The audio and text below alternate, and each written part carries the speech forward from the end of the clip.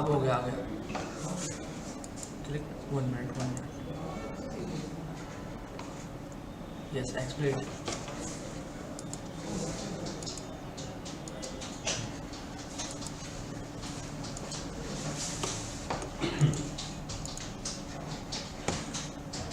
You are now unmuted.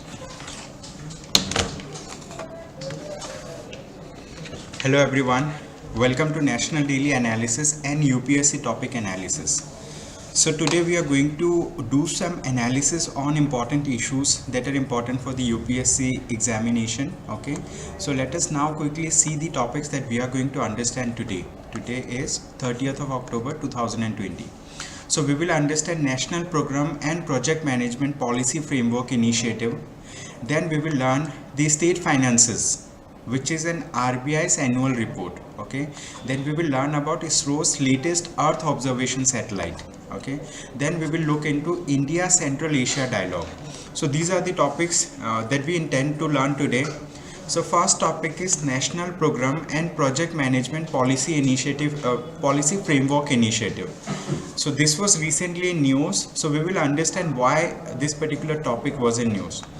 Recently, NITI Aayog and Quality Council of India has launched the National Program and Project Management Policy Framework, okay, which is envisaged to bring radical reforms in the way the infrastructure projects are executed in India. So this is launched by two bodies. One of the bodies is NITI Aayog and then other is Quality Council of India. Okay, so NITI Aayog, NITI stands for National Institution for Transforming India. So it is a national level policy think tank, okay, which is run by the government of India itself. So we will learn about this particular program, which is National Program and Project Management Policy Framework Initiative, and then we will look into the Quality Council of India. You might have already studied about NITI Aayog while reading Indian polity. Okay, so we will look into this particular topic. Okay, so why there is a need for investment in infrastructure sector in India. Okay, so a need has been felt, that's why they have launched this particular program, okay, that we have talked about earlier. So it says that India will require an investment of around $4.5 trillion by 2040 to develop the infrastructure for sustaining its economic growth. Okay, so we need to develop infrastructure for sustaining our economic growth, and for that purpose we need to make an investment of $4.5 trillion by 2040. Okay, then however the challenges in infrastructure development that often obstructs the smooth execution of projects can be a detriment. Okay, so the thing is, the challenges that we face in the infrastructure development, they can be a detriment to achieve the desired objective. Therefore, a task force was also constituted to lay down a national program and project management policy framework. Okay, so having understood the need for having such a program, so that we can have a greater infrastructure development in India, let us understand about the program itself, which is National Program and Project Management Policy Framework Initiative. Okay, so this framework aims to formulate radical reforms in the way large and mega infrastructure projects are managed in India. Okay, so what is the aim of this particular program? To formulate radical reforms, okay, in the way large and mega infrastructure projects are managed in India. And then it has action plan too. Okay, what are the action plan under this particular program or under this particular initiative? What are the action plan? Action plans are to adopt a program and project management approach to infrastructure development. Then next plan is to institutionalize and promote the profession of program and project management and build a workforce of such professionals.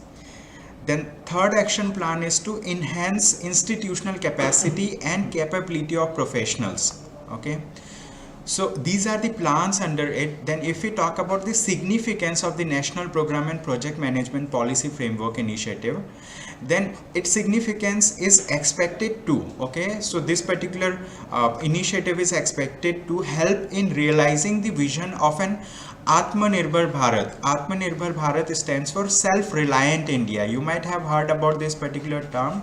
So recently this particular initiative was started by Government of India during the COVID-19 pandemic. Okay, so that like we can be more self-reliant in the way we carry out our economic activities. Okay, in terms of macroeconomic stability in India, in which we would need good quality infrastructure, we would need to reduce cost and waste materials without compromising on the environment and ecology. Okay, so the thing is, when we talk about Atmanirbhar Bharat, means when we talk about self-reliant India. Okay, so in this thing, what we need to do, we need to be self-sufficient in sustaining our infrastructure development, and then we have to inculcate the international practices of creating good quality infrastructure, and we will also try to reduce the cost, we will try to reduce the waste materials without compromising on the environment and ecology. Okay, so the thing is, it is going to be a kind of sustainable development in infrastructure sector. We are not going to compromise on environment and ecology. Then it also ensures time bound and result oriented delivery of projects. Okay, so as you know, like India has a bad reputation of starting a project and never completing the project, or delaying the project to such a length that during the process of the completion, so most of the raw material gets deteriorated. So recently, because of this particular thing, India was expelled from a contract that was there in the development of Chabahar port. Okay, so Iran has granted that particular contract to China, citing delay in the execution of the projects that India has taken up. Okay, so the thing is, what we want to do now, we want to ensure time bound and result oriented delivery of the projects. Okay, so this is the significance of this particular project. Then let us learn about the Quality Council of India, because this particular initiative is launched together by Niti Aayog. Okay, Niti Aayog, NITI, Niti Aayog. Okay, and Quality Council of India. Okay, Quality Council of India. So these two bodies together have actually launched this particular initiative. So it is very important for us to learn about the Quality Council of India. So the Quality Council of India was set up as a non-profit autonomous society. Okay, it was set up as a non-profit autonomous society in 1997. It was registered under the Societies Registration Act of 1860 to establish an accreditation structure in the country and to spread quality movement in India by undertaking national quality campaign. Okay, so the thing is, this Quality Council of India has undertaken national quality campaign, and it is a non-profit autonomous society which is registered under the Societies Registration Act of 1860. Then if we talk about the mission statement of this particular program, the mission of the Quality Council of India is to lead a nationwide quality movement in India by involving all stakeholders. Okay, so the thing is, they want to lead a nationwide quality movement in India, and they want to involve all stakeholders for emphasis on adherence to quality standards in all spheres of activities, primarily for promoting and protecting the interest of the nation and its citizens. Okay, so let us learn more about Quality Council of India.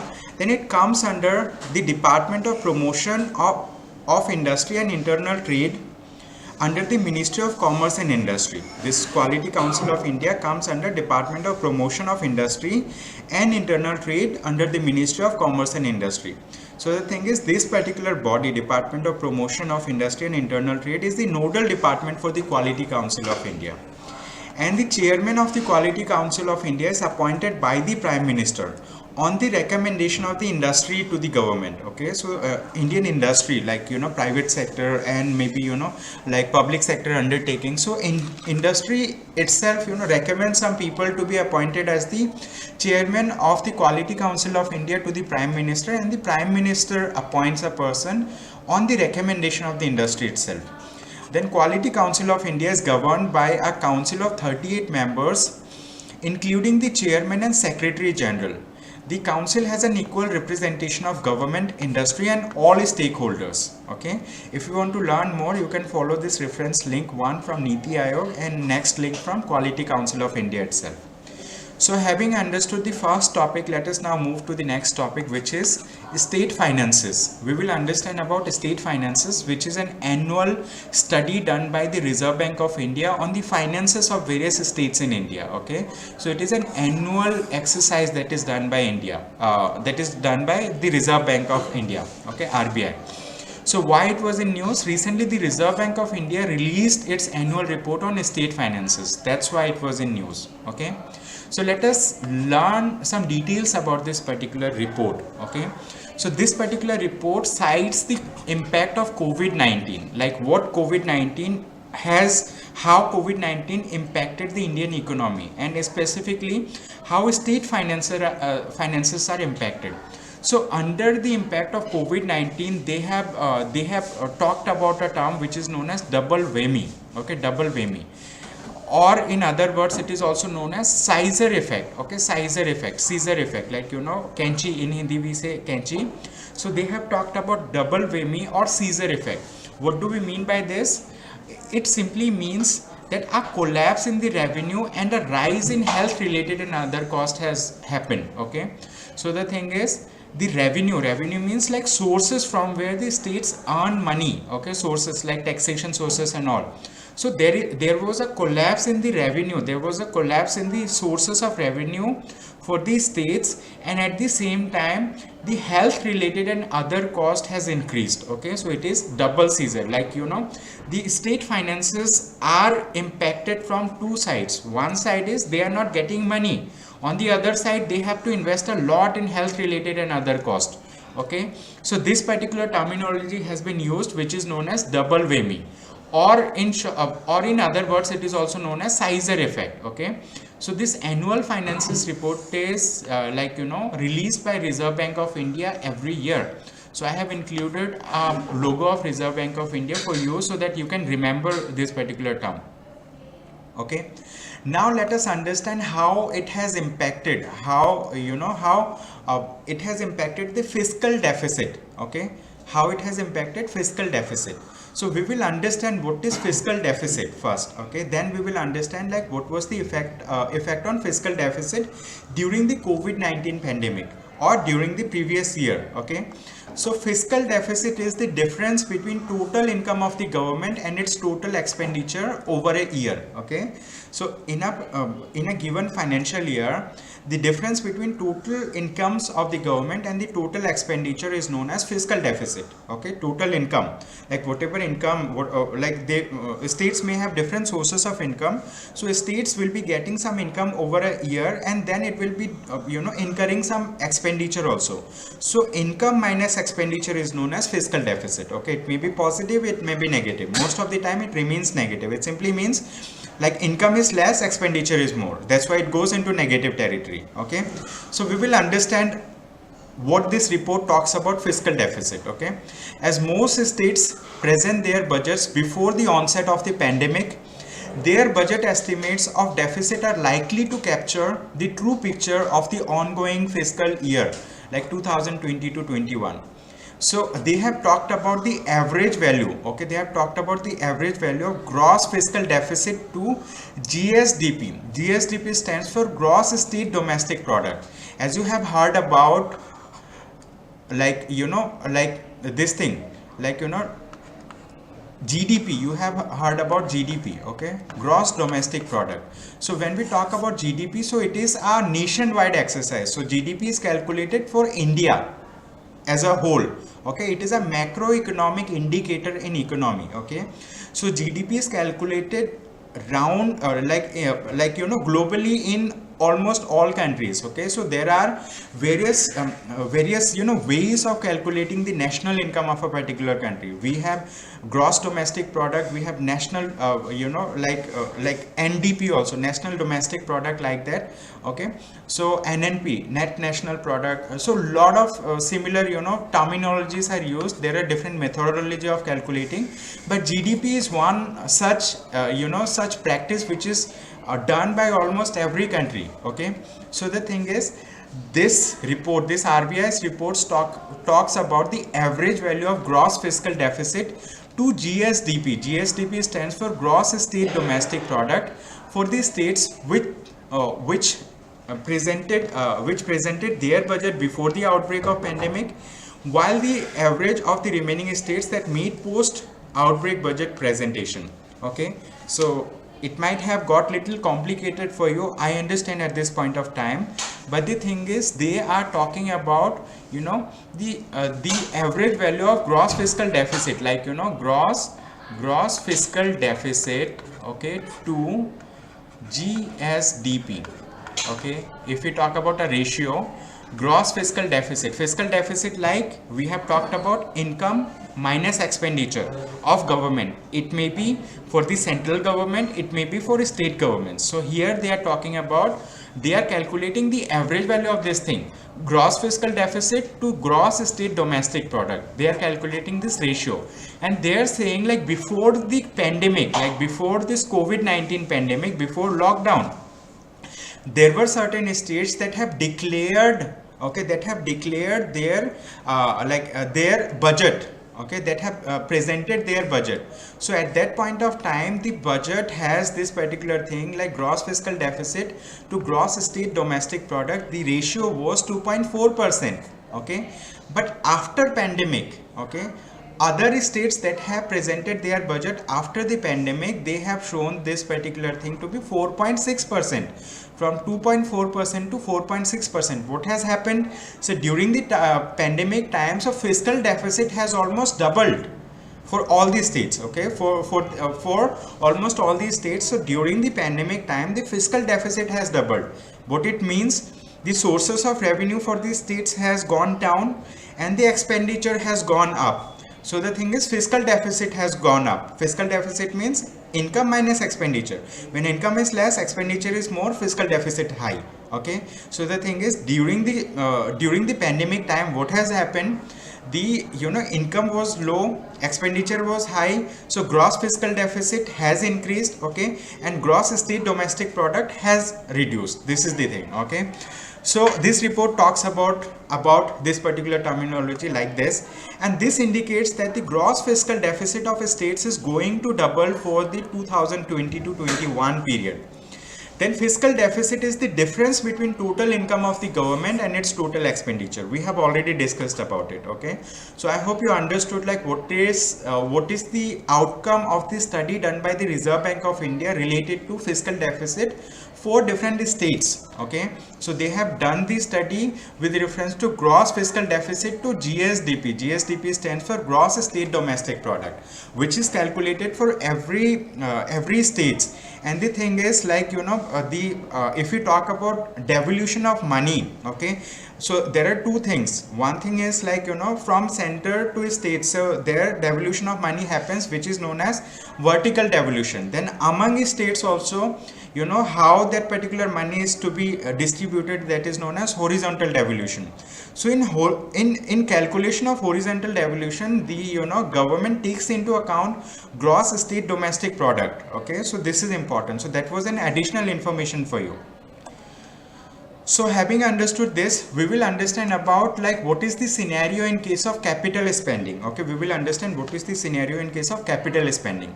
So capital spending by the states is going to be lower than budgeted levels. Okay, so the thing is, they are saying that capital spending means, we will understand what do we mean by capital expenditure or capital spending. First of all, okay, before we talk about, like, what is the projected level and all, we will talk about what do we mean by capital expenditure. So capital expenditure is the money spent on the acquisition of assets, okay. When governments acquire some assets, like, land, building, machinery, equipment, as well as investment in shares. So this is known as capital expenditure. Like, if you are acquiring some tangible assets that are going to last for long, and if you are making investment in those assets, this is known as capital expenditure. Means, like, you are acquiring capital assets, and you are for acquiring capital assets, you are making some expenditure, okay. So capital expenditure is the money spent on the acquisition of assets like land, building, machinery, equipment, as well as investment in shares, okay. So the thing is, it accounts for more than 60% of the general government, like central and state capital expenditure. Okay, so this thing.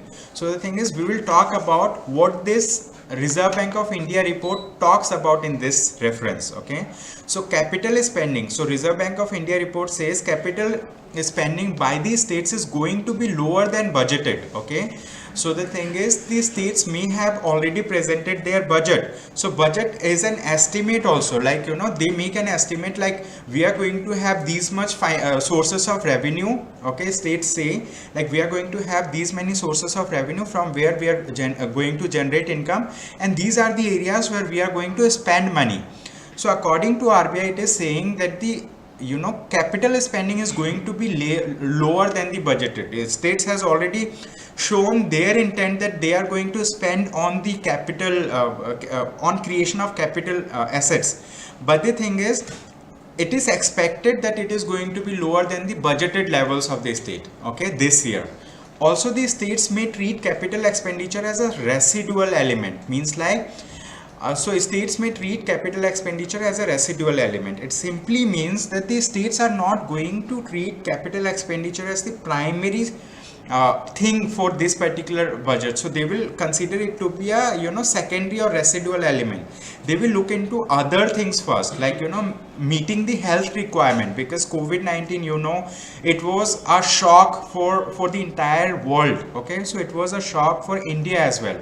So the thing is, what states are going to do, they are going to focus on more immediate issues than on creation of capital assets at this point of time. Okay, in the short run. Now, lower spending is a result of states not being able to start a lot of projects due to the lockdown in the first quarter and monsoon in the second quarter. Then capital expenditure undertaken by states is generally treated as a residual and is prone to adjustments conditional upon revenue generation. Okay, so the thing is, the capital expenditure that are incurred by the states is dependent on various conditions. Like if they have higher sources of revenue generation, then they may go for higher capital expenditure. If they have lesser revenue generation, they may go for lesser capital expenditure. This is the thing. So I hope you understood what do we mean by capital spending.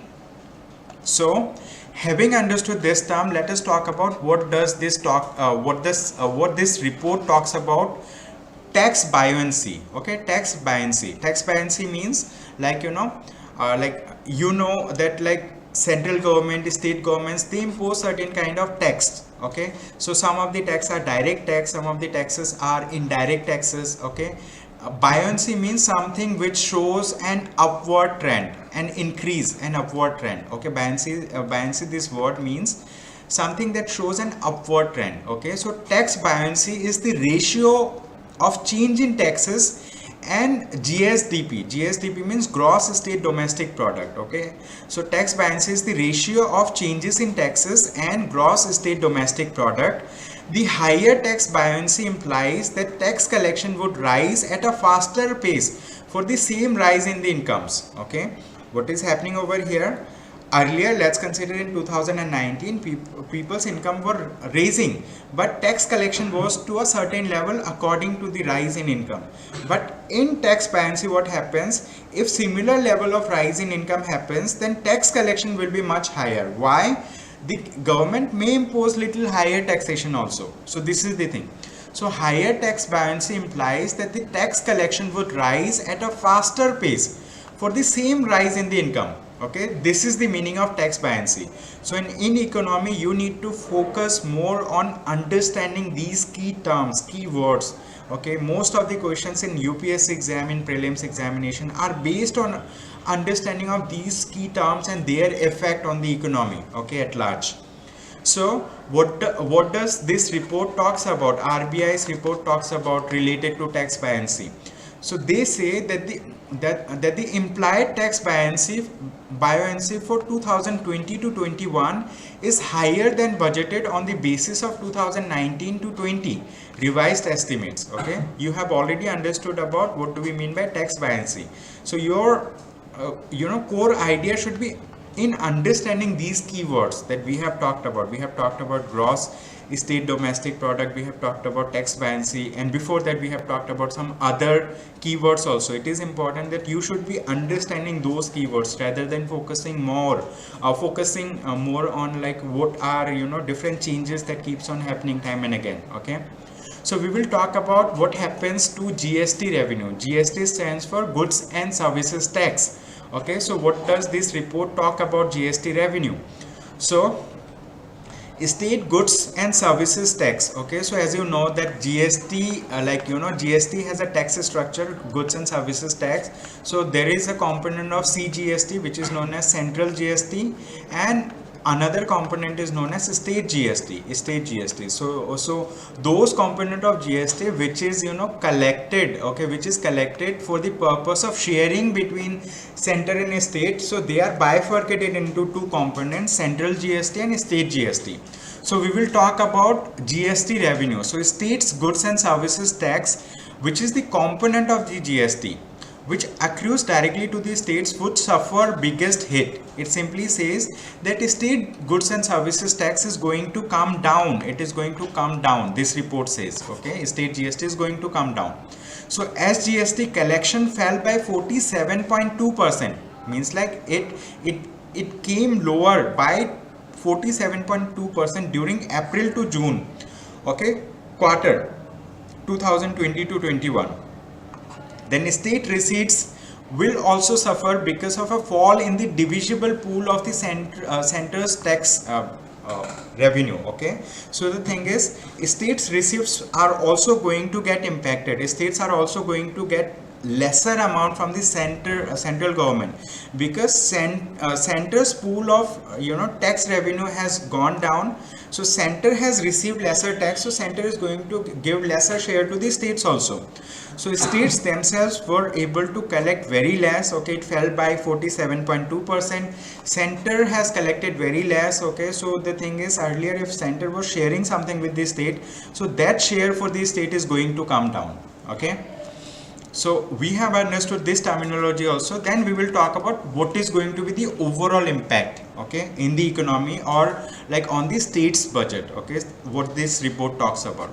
So state's indebtedness is set to rise. Indebtedness means like if you borrow from someone and you are not able to repay, you are not able to pay back, it means indebtedness. मतलब उधारी चढ़ जाएगी state पे बहुत ज़्यादा. Okay, so they are saying state's indebtedness is set to rise, and if it is not accompanied by an acceleration in growth, fiscal sustainability will become the casualty, overwhelming the modest gains in the prudence in recent years. Okay, so this is one of the things they said. States indebtedness is set to rise, means like states are going to be more indebted. ठीक है, उनके ऊपर बहुत ज़्यादा उधार चढ़ जाएगा, like okay. Then due to surge in contingent liabilities or guarantees, states government may have to put investment projects on hold. Okay, contingent liability simply means कि मतलब like those projects where like state government has given its guarantee. Okay, so the thing is, if investors are not getting benefits out of this, so states are going to pay, okay, for the guarantees that the states have taken. So in this thing also, like if states are liable to pay, if states contingent liabilities are increasing, what will happen? The state governments may have to put the investment projects on a hold. Okay, then to give a boost to the aggregate demand, the state governments are reducing various kinds of expenditure. Okay, so the thing is, state is trying to increase the aggregate demand in the economy. Aggregate demand means when people actually go out and purchase the things, so like demand will increase. Okay, so the thing is, states are trying to give a boost to the demand, not only state, the central government, the Reserve Bank of India. So policy is policies tilted towards making the economy perform little higher, perform little better. So to give a boost to the aggregate demand, the state governments are reducing various kinds of expenditure. So these include deferment and deduction of salaries and allowances, and rationalization of travel and establishment expenses. Okay, rationalization means like जहाँ पे भी cut कर सके वहाँ पे cut कर दो खर्चे को, simple. Okay, so if you want to learn more from the news item you can follow this reference link from Indian Express, then second from the Reserve Bank of India itself. Okay, so that's all that we had to discuss in this particular topic. Let us move to the next topic for the day.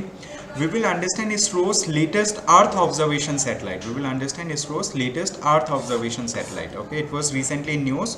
So why it was in news, we will understand. So India would launch its latest Earth observation satellite, which is named as EOS-01. Okay, Earth observation satellite. Okay, Earth observation satellite 01, and 9 international customer satellites from Satish Dhawan Space Center in Andhra Pradesh's Sriharikota. Okay, so ISRO is going to launch its latest Earth observation satellite EOS-01 along with 9 international customer satellites from Satish Dhawan Space Center, which is located in Sriharikota in the state of Andhra Pradesh. Okay, so we will learn more about it. The Polar Satellite Launch Vehicle PSLV C-49 of the Indian Space Research Organization will launch these 10 satellites on 7th of November 2020, and it will be PSLV's 51st mission. Okay, so it is going to be Polar Satellite Launch Vehicle's 51st mission. Okay, to launch an Earth observation satellite. Okay, so like so PSLVs, these are vehicles using which satellites are launched. Okay, and the satellites that are being launched, it is named as Earth observation satellite, and the vehicle through which it is being launched, it is known as PSLV or GSLV. So here the Earth observation satellite is going to be launched by the Polar Satellite Launch Vehicle. Okay, so having understood this, we will understand some key points related to this Earth observation satellite 01. It is an Earth observation satellite and is intended for applications in agriculture, forestry and disaster management support. Okay, so the thing is, this particular Earth observation satellite is intended for application. It is very important for you to remember the applications of such satellites and all. Sometimes application based questions are asked from these areas. Okay, so it is an Earth observation satellite and is intended for applications in agriculture, forestry and disaster management support. Then what are Earth observation satellites? Earth observation satellites are the satellites that are equipped with remote sensing technology. Okay, Earth observation satellites are those satellites that are equipped with remote sensing technology. Okay, so Earth observation is the gathering of information about Earth's physical, chemical and biological systems. Okay, then many Earth observation satellites have been deployed on sun synchronous orbit. Okay, so we do have various orbits also: geostationary Earth orbit, geostationary orbit, sun synchronous orbit, and also those orbits may be like, we may discuss them in a later course of discussion. Then other Earth observation satellites launched by ISRO include ResourceSat 2, 2A, Cartosat 1, 2, 2A, 2B, Resat 1, 2, OceanSat 2, then Megha, Tropics, Saral and SCATSat 1, INSAT, 3DR, 3D, etc. So these are other Earth observation satellites that were earlier launched by ISRO. These are just names of those satellites. Recently, the ISRO is going to launch its latest satellite, which is latest Earth observation satellite, which is named as Earth Observation Satellite 01, EOS-01. Okay, so we will understand more about it.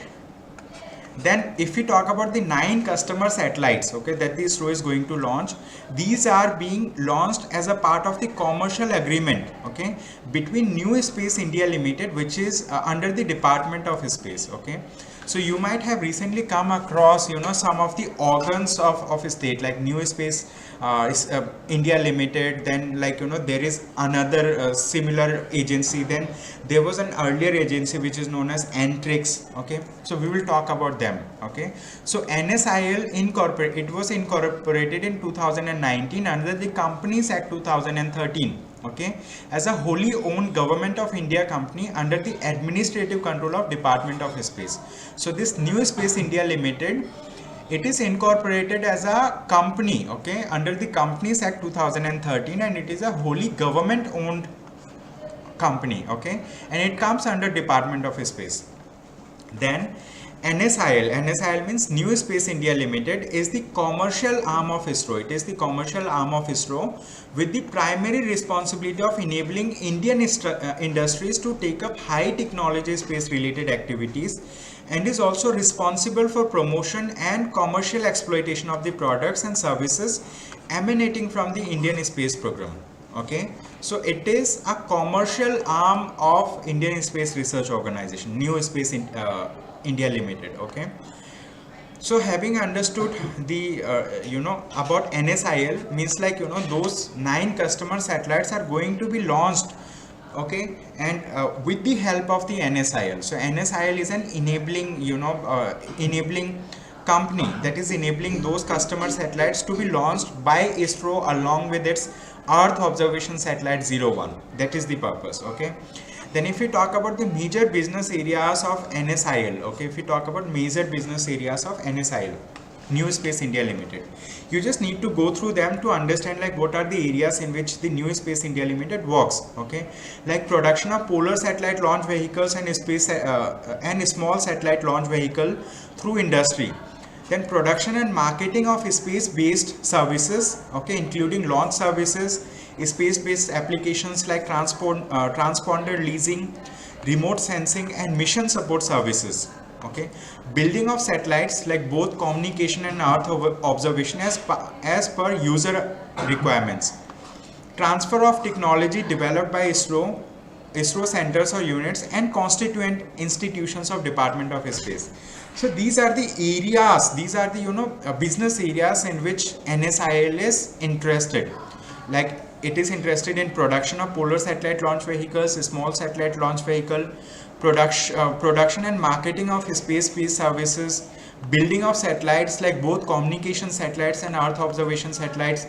Then it is also interested in transfer of technology that are developed by Indian Space Research Organization. Okay, so let us see some more about it. Okay, so marketing spin of technologies and product services emanating from ISRO activities. Okay, so it is going to market the technologies that are being generated or that are being developed by ISRO. Okay, then it will also provide consultancy services.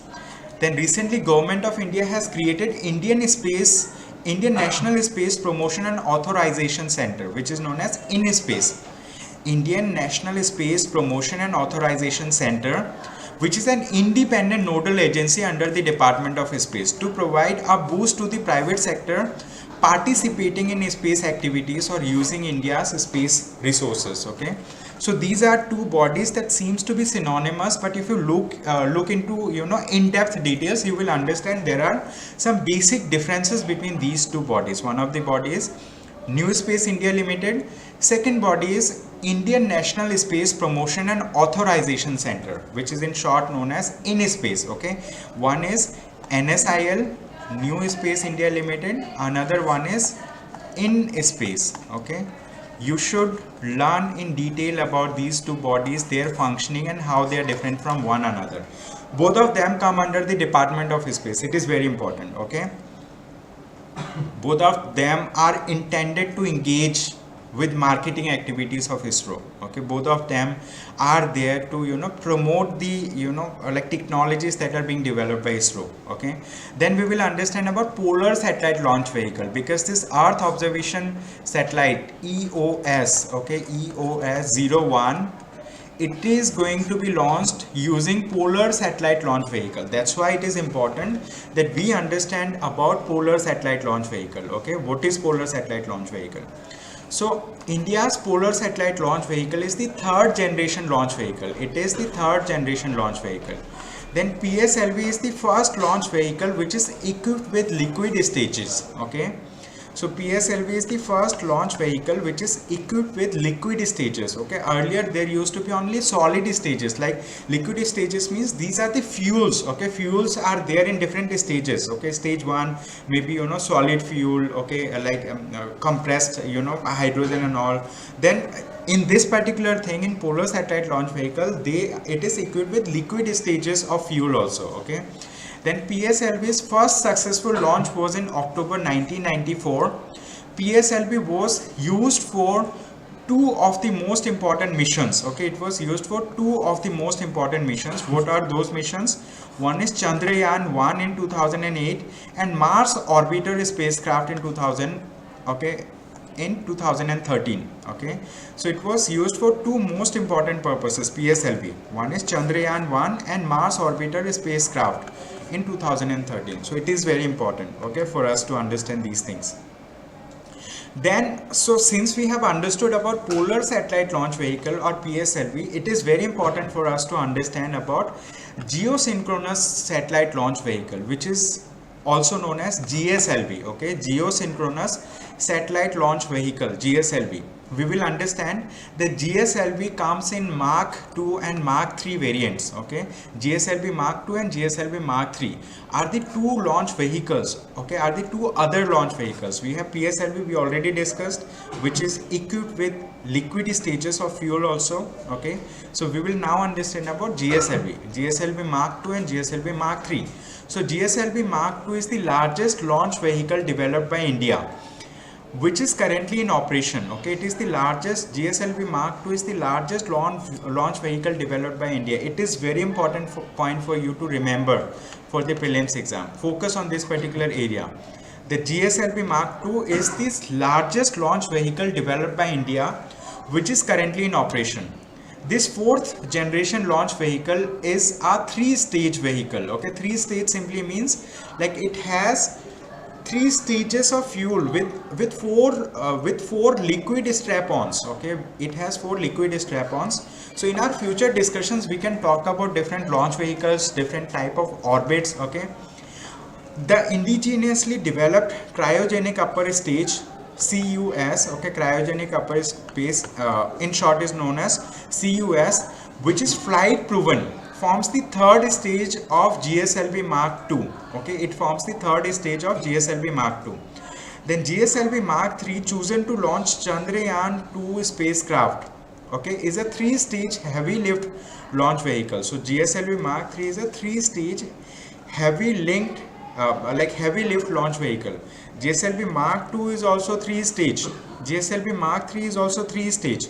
But GSLV Mark II in itself, that launch vehicle is largest launch vehicle.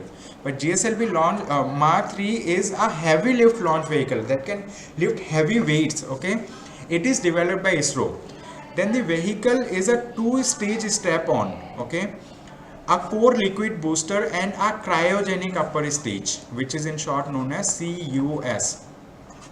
Then GSLV Mark III is designed to carry a 4-ton class of satellite into geosynchronous transfer orbit. Okay, about 10 tons to low Earth orbit, which is about twice the capacity of GSLV Mark II. Okay, so GSLV Mark III is an advanced variant of geosynchronous satellite launch vehicle, and it can carry the things into geosynchronous transfer orbit and low Earth orbits. Okay, and they are able to carry twice the capacity of GSLV Mark II. GSLV Mark II itself is very heavy, but GSLV Mark III is able to carry heavy lift with it. Okay, almost the double the capacity of GSLV Mark II. If you want to learn more about it, you can follow this particular reference link from The Hindu. Okay, so having discussed that topic, let us move to the last topic for the day, which is we are going to understand about India Central Asia dialogue. We will understand India Central Asia dialogue. Okay, so when we talk about Central Asia, so how many countries are there in Central Asia? In Central Asia, we consider there are 5 countries. Okay, what are those countries? Kazakhstan, Kyrgyzstan, Tajikistan, Turkmenistan and Uzbekistan in clockwise direction. Okay, if you make a simple clockwise rotation of the map, you will understand that in Central Asia there are 5 countries. Okay, what are these countries? Kazakhstan, Kyrgyzstan, Tajikistan, Turkmenistan and Uzbekistan. These are the 5 countries in Central Asia, and these are the 5 all of these 5 countries have come out of USSR. Earlier USSR was there, and in 1991 USSR broke down. Okay, and many countries became independent, and these 5 countries were also part of USSR. Okay, along with Russia and all. So it is important that we understand this thing in detail. Okay, it is important for us to understand these things in detail. Just give me a minute.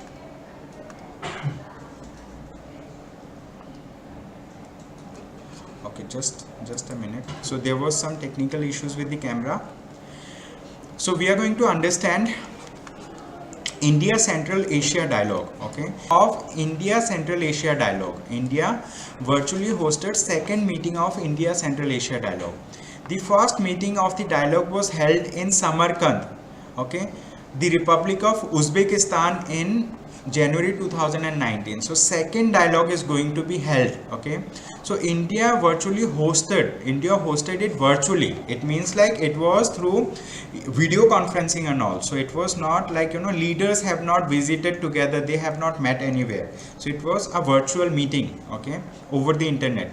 Okay, so India has virtually hosted the second meeting of India Central Asia Dialogue. It is very important for us to understand. Then Central Asia is to the upper and to the western side of India. Okay, to the upper and to the western side. So we can say it is in northwestern side, okay, located. So we will understand about this dialogue, okay. So what are the key points or initiatives under India and Central Asia Dialogue? One of the thing is they want to combat terrorism together, okay. So all nations strongly condemn terrorism and reaffirm their determination to combat it by destroying terrorist safe havens, networks, infrastructure and funding channels. They also underline the need for every country to ensure that their territory is not used to launch terrorist attacks against other countries, okay. So one of the key point that was discussed in the dialogue is to combat terrorism. So every country is having a determination to combat terrorism by destroying all terrorist safe havens, networks, infrastructure and funding channels, okay. Then what are other things, okay. Then they also talked about Afghan peace process, okay. Afghan peace process, it is important, okay.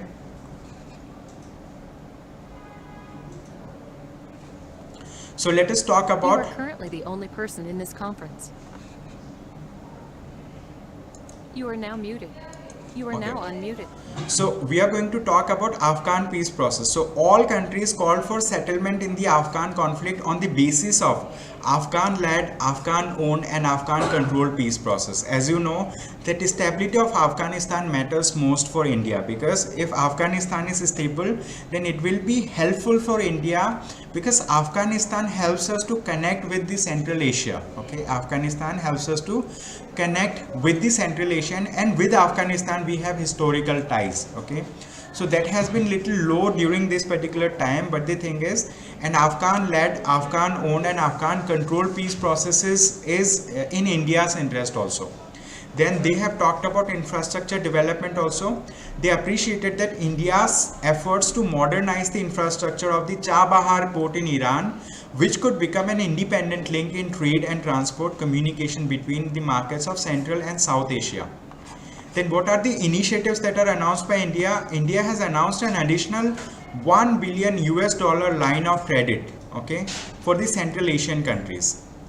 Okay, so we will understand what do we mean by line of credit, okay, in detail. What do we mean by line of credit? We are going to understand about it. So grant finance, so we will understand that thing in later course of discussion now. Then India has again taken another initiative, that grant financing for high impact community development projects in these countries, okay.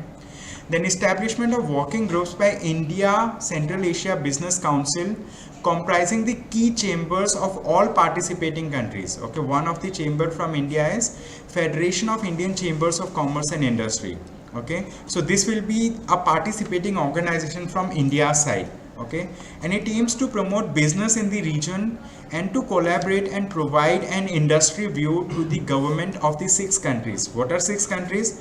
5 Central Asian countries, okay, plus India.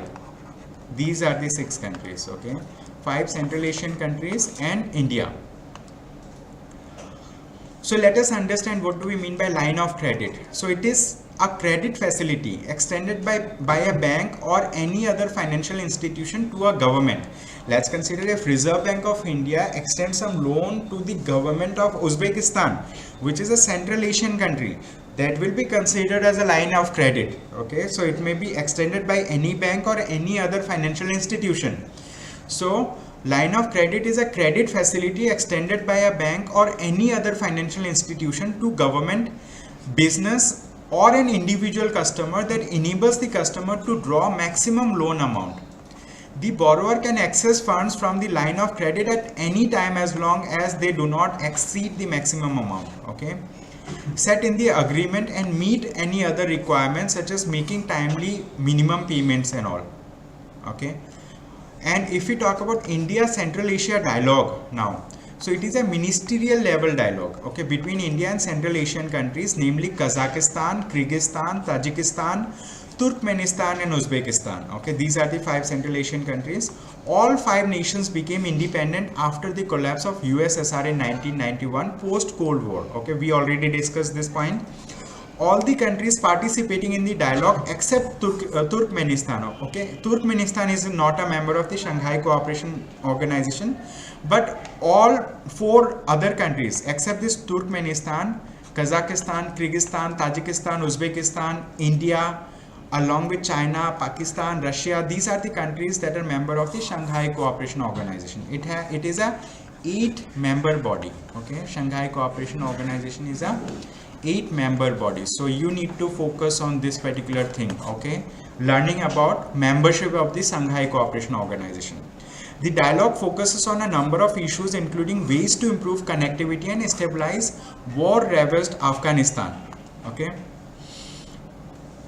So in the first dialogue, so they have discussed about India Central Asia Development Group to take forward development partnership between India and Central Asian countries.